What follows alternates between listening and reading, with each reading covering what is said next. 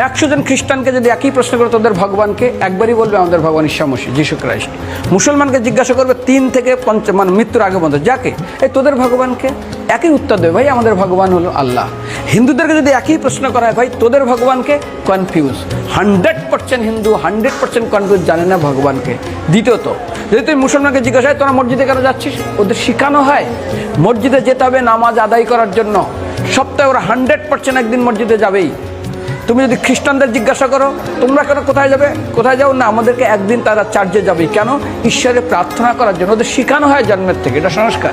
আর হিন্দুদের যদি জিজ্ঞাসা করে তোমরা মন্দিরে কেন যাচ্ছ, হ্যাঁ আমার ছেলের বিয়ে হচ্ছে না, আমার মেয়ের বাচ্চা হচ্ছে না, আমার বাবা হসপিটালে আছে, কালকের আমার মামলার ডেট আছে, আমার ব্যবসা খুব খারাপ, আমার শরীর খুব খারাপ।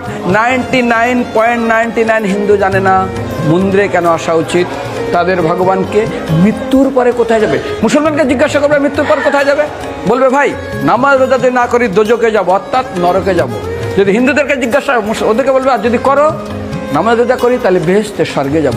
যদি খ্রিস্টানদেরকে জিজ্ঞাসা করো, এই তোমরা যদি আমরা ঈশ্বর আরাধনা করি হেল অর্থাৎ নরকে যাব।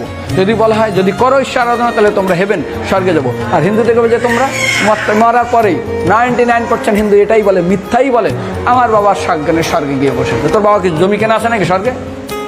তোর বাবা জমি কেনা আছে যে তোর বাবা মরার পরে স্বর্গে গেছে, হোয়াটসঅ্যাপ করে দেখি এই যে অ্যাটাচ বাথরুম টয়লেট আমি একদম ভালোভাবে পৌঁছে গেছে, তোর বাবা স্বর্গে গেছে, জানিস তুই? আরে মৃত্যুর আগে এত কষ্ট পায়, এত কিছু করে, মারার পরে আমরা স্বর্গে গেছে।